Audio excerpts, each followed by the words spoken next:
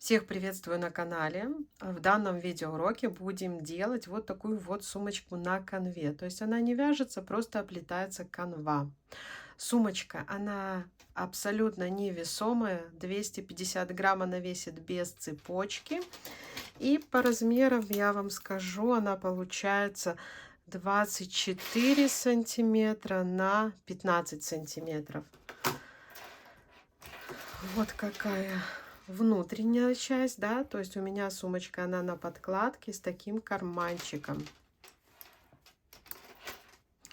Расход шнура у меня понадобилось меньше, чем 100 метров, где-то около 80 метров. Итак, если вам интересно, если вам красиво, вот такие боковинки, двигаемся дальше. В работе у меня вот такой полиэфирный шнур 3 миллиметра, в моточке здесь 200 метров. Вот такой красивый цвет мока. Шнур покупала на Валбересе. Артикул оставлю в описании под данным роликом. Канва тоже покупала на ВБ.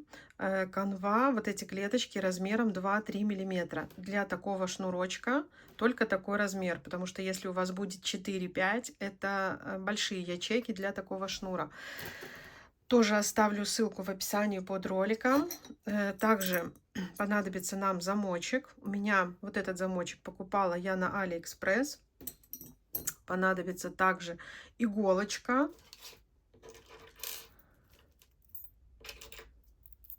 И вот таких у меня два карабина и два полукольца. Вот этот размерчик здесь 2 сантиметра. Так, а карабины у меня размер 3,5 сантиметра. Итак, для начала мы отмечаем середину на нашей канве. Середина у нас вообще 2 ряда. То есть у нас четное количество столбиков, вот этих вот клеточек, да. Ну, здесь, в принципе, не важно, вот этот ряд, либо вот этот. Отметили серединку. И у меня я отрезаю свой шнур по 300 метров. В принципе, чтобы это было комфортно для оплетания нашей сумочки, потому что более длинным шнуром не очень-то удобно оплетать. И с изнаночной стороны мы будем их соединять просто с зажигалкой, так как это полиэфирный шнур. Итак, для начала отсчитываем, вот от наша серединка, отсчитываем 1, 2, 3, 4. 4 клеточки. И начинаем вот с этой 4-й.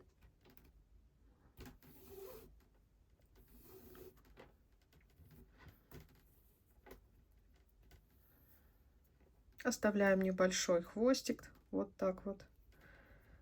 Шнур плоский, поэтому делаем, чтобы эти наши полосочки красиво ложились. Ложились по этим клеточкам.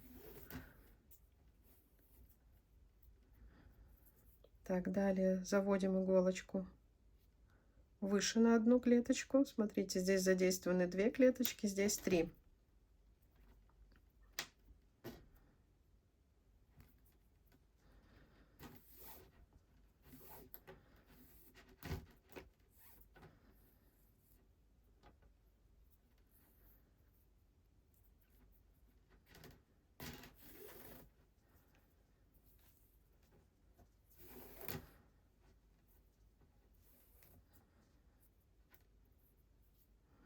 Далее 4 клеточки.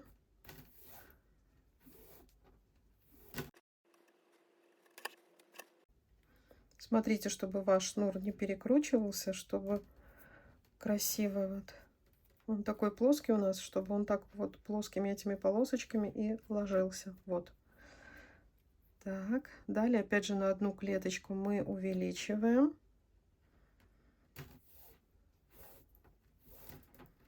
И продеваем.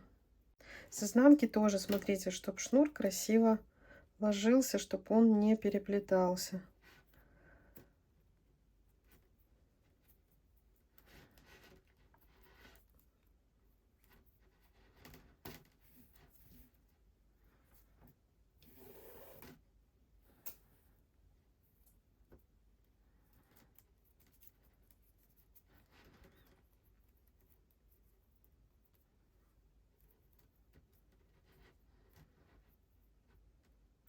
Так, мы дошли до середины. И здесь тоже на одну клеточку делаем выше.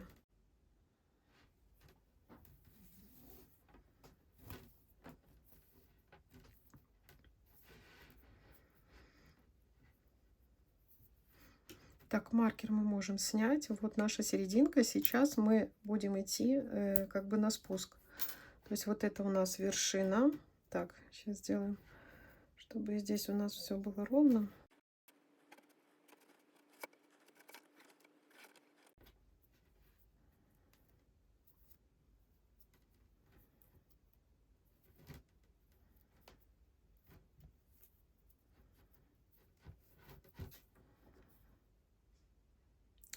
Поправили.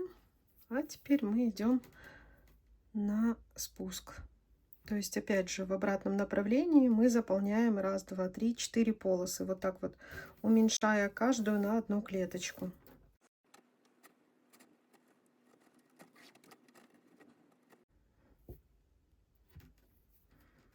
Следующая полосочка еще меньше.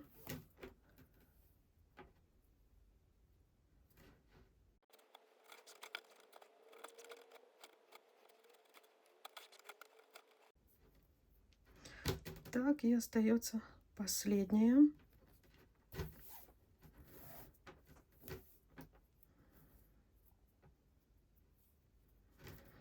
Вот таким вот образом. Вот такая получилась у нас пирамидка. Так, далее идем в сторону. 1, 2, 3, 4 на 4 клеточки. На второй ряд поднимаемся. Вот, 1, 2, 3, 4.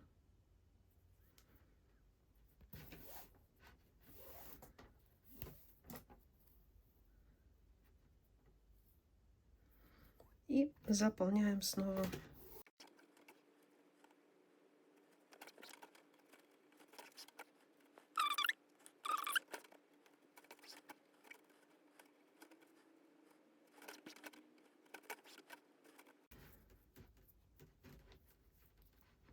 Так, а теперь смотрите, идем на одну клеточку дальше, да, вытягиваем наш шнур и назад возвращаемся. Мы, так как уже здесь клеточка заполнена, вот здесь, вот здесь, где была вершинка вот этой маленькой заполненной клеточки.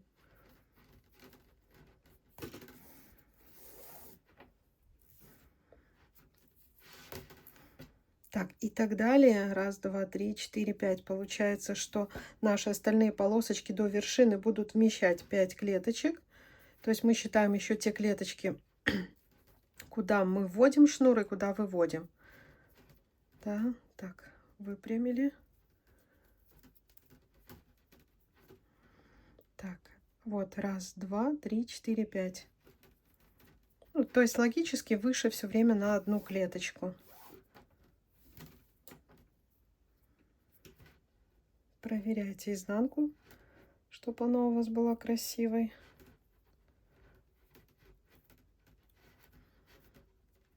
1, 2, 3, 4, 5. И иголочкой заходим туда, где вершинка вот этой нашей полосочки, то есть туда, куда мы уже заводили наш шнур.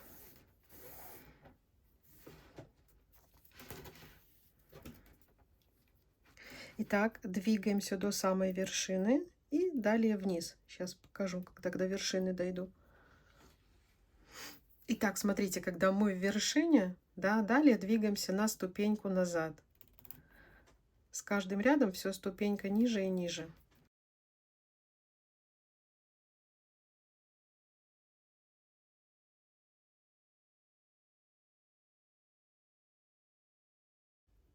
Вот.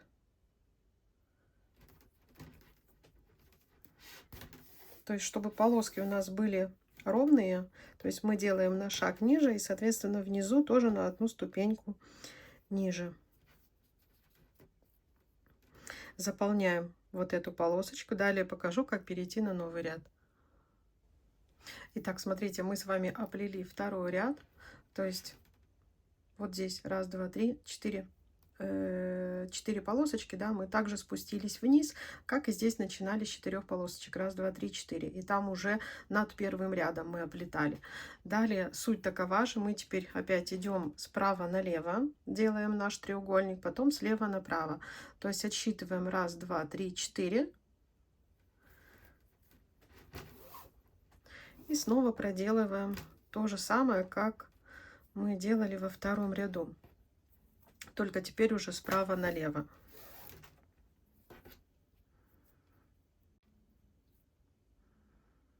На клеточку выше.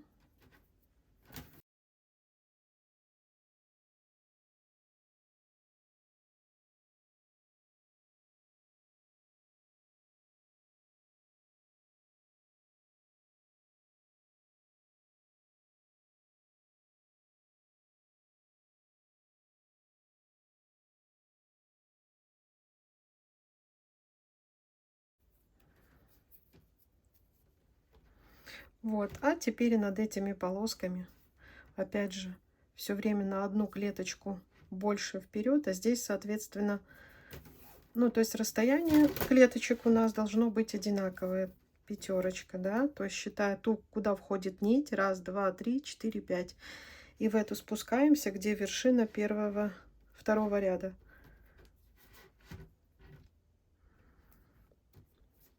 Заполняем точно так же до вершины и потом спускаемся вниз. И еще раз вам покажу, как начнем 4-й ряд.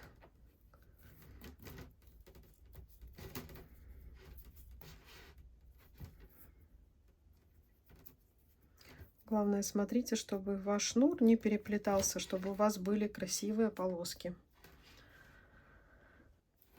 Итак, смотрите, оплели 3 ряда. И далее, опять же, слева направо мы следуем такому же принципу. То есть, раз, два, три, 4, 4-я клеточка, да, вот второй ряд. Все, и делаем то же самое. То есть, идем теперь 4-й ряд вот таким же образом, только слева направо. 5-й ряд наоборот, справа налево и так далее. Принцип такой же. Только здесь вот, когда мы будем вот эти вот поворотные, просто соблюдать принцип диагонали. Все. Двигаемся в эту сторону. Здесь снова делаем точно так же, отступая 4 клеточки и так далее, создавая вот такие треугольники. Итак, смотрите, у нас закончился наш отрезок. Вот у меня первый отрезок, который был в 300 метров. Вот как мне хватило, да. И мы остальные все отрезки, отрезки шнура нашего присоединяем на изнанке. Когда остается совсем маленький. Если у вас чуть больше остался, просто немножко его обрежьте, чтобы наш этот узелок, он у нас был на изнанке и не был виден снаружи. Здесь вот он ясно будет на изнанке.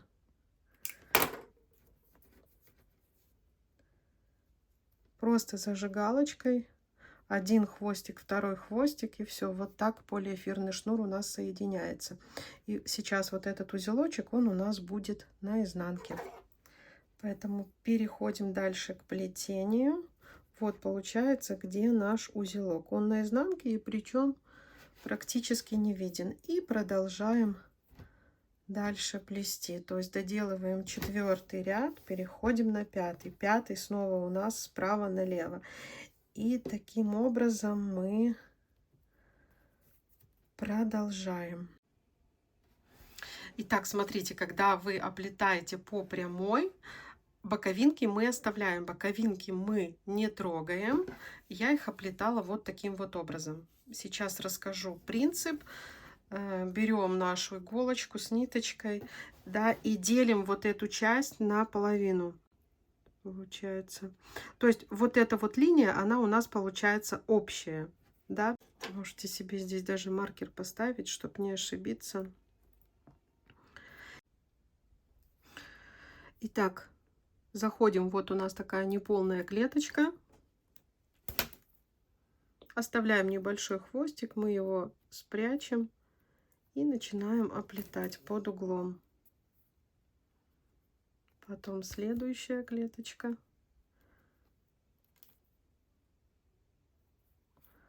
Вот сюда. Маркер сниму. И следующая клеточка вот сюда. Все, начало положено, а далее по такому же принципу мы по диагонали оплетаем. Смотрите, хвостик у нас внутри. Просто идем во все крайние клеточки и идем вот так вот сразу по очереди оплетаем. Ну, понятно, мы равняем наши эти полосочки. Сделали до конца, потом все, что необходимо, заполнили по диагонали этот квадратик. И то же самое с этой стороны. То есть у нас должно получиться вот так, как здесь. Сначала одну сторону я оплетала, вот здесь закончила. Вот здесь у меня идет линия моего. Вот здесь у меня идет линия, где я остановилась заполнять, и дальше уже боковинку не заполняла. Вот как выглядит изнанка. Так. И так далее. На этом этапе можно пришивать боковинки. Смотрите, но я вот эти боковинки оставлю для комби ремня. У меня еще есть вот такие вот штучки, и я хочу, наверное, все-таки их присоединить. Она здесь легко. Смотрите, здесь есть отверстие с изнанки. То есть они легко должны соединиться. На Алиэкспресс заказывала. А если присоединять обычную боковинку, то просто вот в эти расщелины, вот они у нас есть, да, просто берем и пришиваем. Просто взяли и несколько стежков сделали и пришили. Они легко пришиваются сюда. Здесь как раз эти отверстия. Вот, пожалуйста, если у вас обычные боковинки. Далее еще на этом этапе, пока заполняем, пока не сшиваем детали, я еще сделала выкройку. У меня будет подкладка в сумочку. Смотрите. Но она у меня вот таким вот образом. То есть боковинок у меня в выкройке нет. Я не буду делать боковинки. Я просто приложила, карандашиком обвела с припусками. Да, вот моя изнанка. Как бы мне не очень нравится, что здесь все-таки есть вот эти уголки. И я вот так вот просто иголочкой ровно положу, да, и все красиво пришью. Карманчик тоже присутствует, бирочку потом добавим. А боковинки, они выглядят очень хорошо даже на изнанке, поэтому боковинки, они у меня останутся. Ну, в принципе, проще, и подкладка так пришивается без боковинок. Поэтому пока не складывая, если вы будете делать подкладку, опять же, просто карандашом я обрисовала с припусками и сделала так, чтобы, ну, вот внутри у меня еще оставалось расстояние, да, где-то 5 миллиметров, чтобы удобно было пришить. Так, все на этом этапе. И еще, когда мы пришиваем подкладку, вот эту часть оставляем не пришитой, потому что у нас потом будет вставляться замочек. Нам надо красиво его вставить, чтобы все вот эти наши скобы были внутри. Да, вот наш замочек, чтобы вот эта скобочка у нас была внутри. И тогда только уже пришиваем еще вот эту оставшуюся часть. Итак, сумочка у меня оплетена. Смотрите, вот здесь я не сшивала, я говорила, для чего будем вставлять замочек. И теперь просто вот так вот соединяем наши детали. И я буду просто вот так вот соединять. Хвостик оставлю, сейчас он у нас спрячется.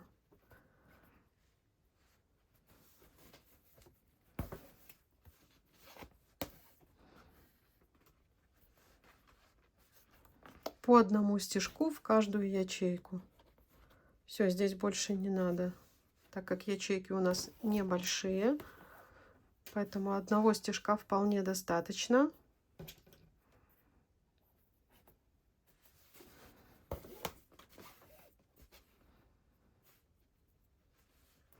Вот так вот соединяем, соединим эту деталь. Далее сделаем здесь окантовочку, тоже по одному стежку. Прошли, потом соединили здесь, и окантовку тоже вот так вот по кругу. И далее присоединим замочек. Итак, замочек поставила. Все-таки вот эти боковинки мне удалось закрепить. Напомню, что я их покупала на AliExpress. Если найду артикул, то оставлю в описании. Очень красиво, кстати, достойно. Ну и пока обычная цепочка, может быть, в ближайшее время подумаю, еще сделаю комби-ремень. Вот такая получилась малышка. Абсолютно невесомая. Вес самой сумочки без цепочки 250 грамм. Если была вам полезна, ставьте, пожалуйста, лайки. Всем пока-пока.